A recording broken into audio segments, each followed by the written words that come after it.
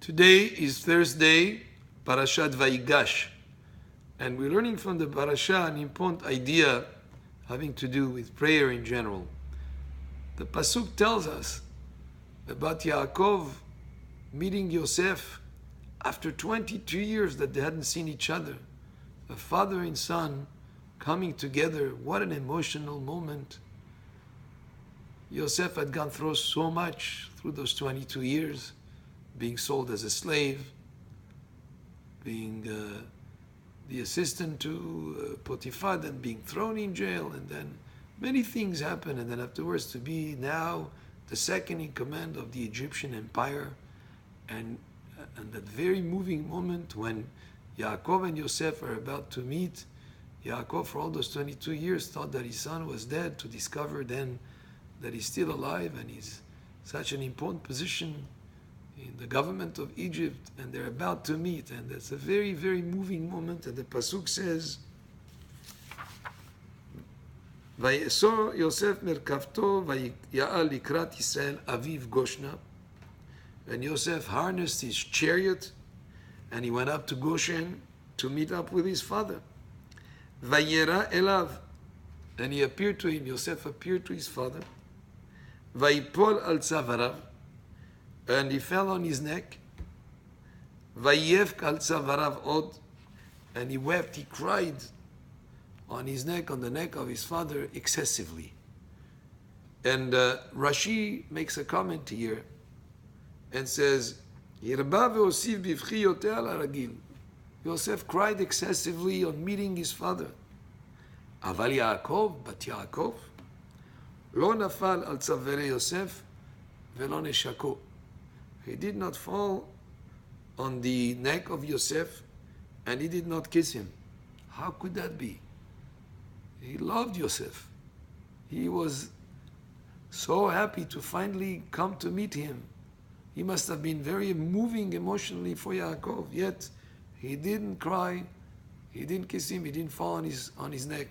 And Rashi tells us, Ve'amru Rabbotenu, and our sages said, Shaya kore et Shema. He was in the middle of saying Kriyat Shema.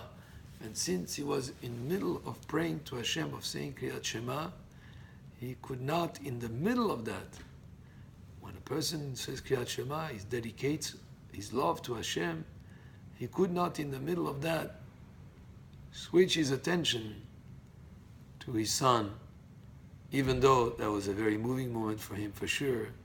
He stayed focused on the prayer. He stayed focused on saying Kriyat Shema. What a lesson for us. Many times, unfortunately, we see people in the synagogue. It's a place of prayer. It's a mikdash me'at. It's a sanctuary. A place that is like Bet HaMikdash. This is where we come to connect with Hashem. And as people are involved in prayer, they stop and they speak to the people next to them, or maybe they didn't see somebody for a while. It's time to catch up on what's new.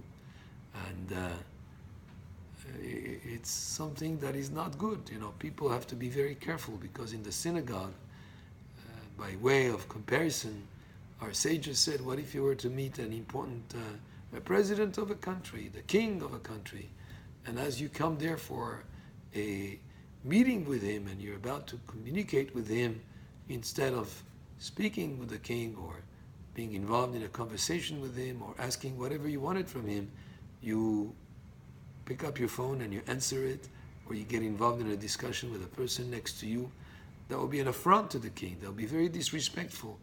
More so when it's the King of Kings, which is Hashem, when we come to his house of prayer to pray to him, that we should be focused on prayer. If Yaakov Avinu, after 22 years, not seeing his son, because he was in the middle of Kriyat Shema, he didn't stop to kiss. I'm sure that after he finished Kriyat Shema, they had quite a meeting of the minds and a discussion. But at that point, he didn't stop.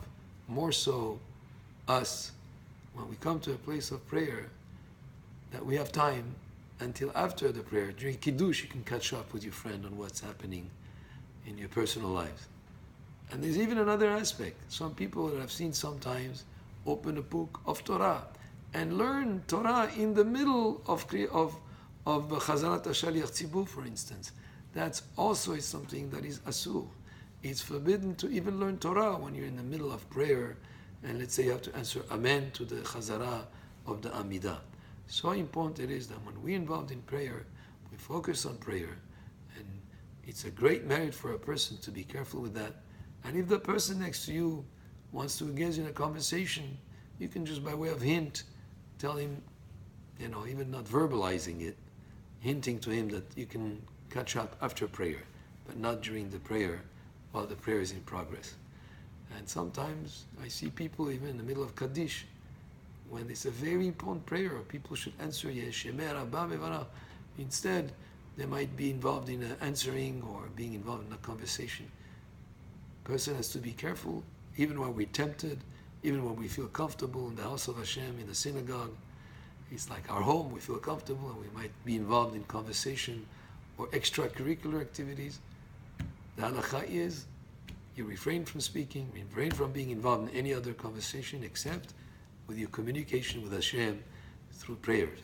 And Hashem answer our prayers, letovah, for good, la'avodato yitbarach, amen ken yehi ratzon. Baruch Adonai le'olam, amen ve'amen.